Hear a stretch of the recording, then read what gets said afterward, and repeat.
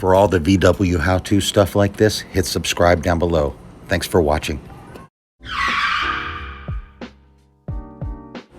Also, check out this video, this oil change video I did with Liqui Moly.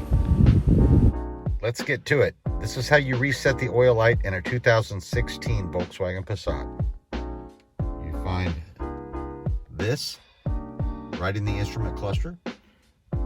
Once you locate that button, you push it and hold it, put the key in the ignition, put it in the on position, not the run position.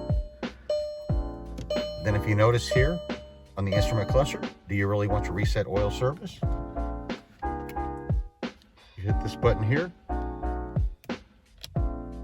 Okay, service reset. It's done. It's that simple. Good luck.